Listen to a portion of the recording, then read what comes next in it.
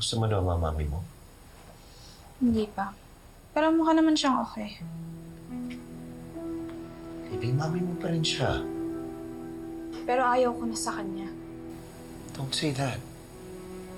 Mahal ka ng mami mo. Mahal ka namin dalawa.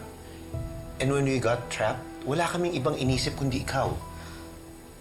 Pero Dad, niloko ka niya. Pero mas nauna ko siya saktan. And ngayon ko na-realize, ang dami kong pagkakamali sa kanya. So what are you trying to say? Okay na kayo ulit? Pero paano si Mami D?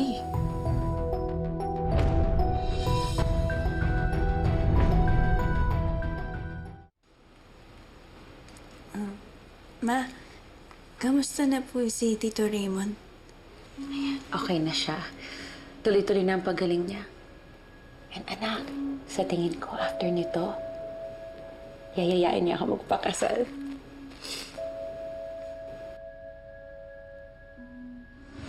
Promise me, pag bumalik ako, gising ka pa.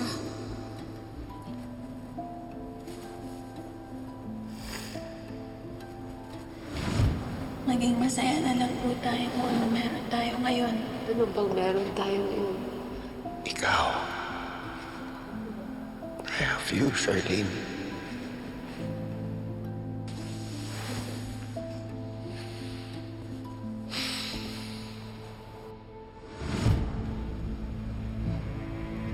Bakit ka natigilan, anak?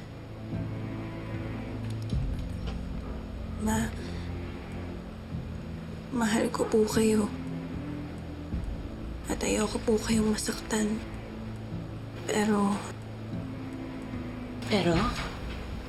mukhang nagmamahalan pa rin po si Tito Raymond at Ma'am Charlene.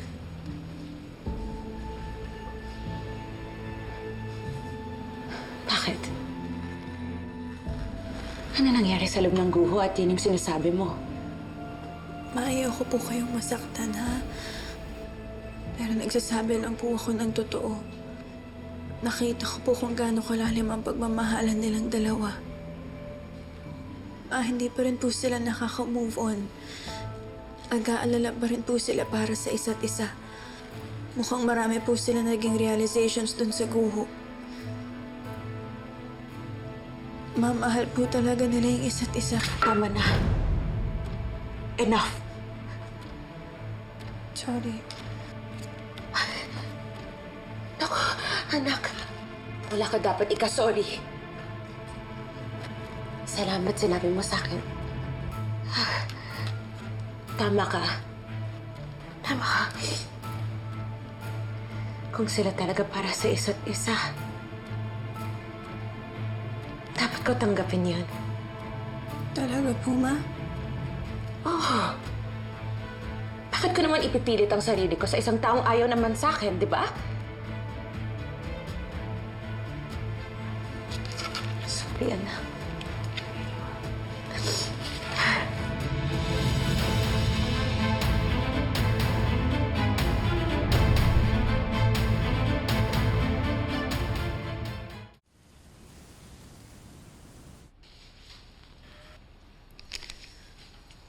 Tama po kaya yung ginawa ko, Mamu. Sinabi mo lang naman sa mama mo ang totoo.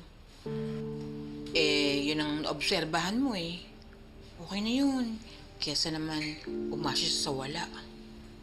Mahal ko po si Mama, pero nakita ko po na iba talaga yung lalim ng pagmamahal na ni Tito Raymond at Ma'am Charlene eh.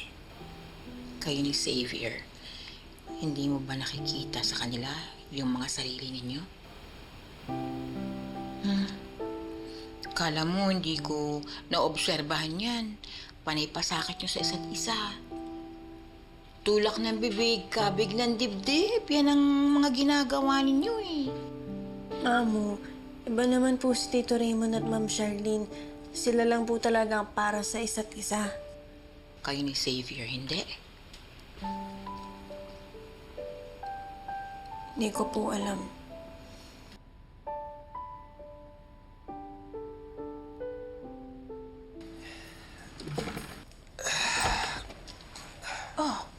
Gusto mo bang pumasyal sa labas? Makakabuti yun sa'yo. Hindi na, Divina. Okay lang ako. May problema ka ba? Parang ang lalim ng iniisip mo. Divina, may gusto sana ako sabihin sa'yo. Alam mo ba nung nasolve ka ng buho? Halos mabaliw na ako kakaalala sa'yo. Lahat ginawa ko para mahanap ka. Kung sino-sino tinawagan ko para makahingi ng tulong. Ako mismo yung naghukay para makapasok kami sa loob. Para lang mahanap ka. Divina, tumayo ka nga, please. Oh, Raymond, mahal na mahal kita. Hindi ko alam anong gagawin ko kung may nangyari sa'yo. Raymond, at mahalin mo ako. Ako lang. Mahalin mo ko, please. Divina. Raymond, please. Divina.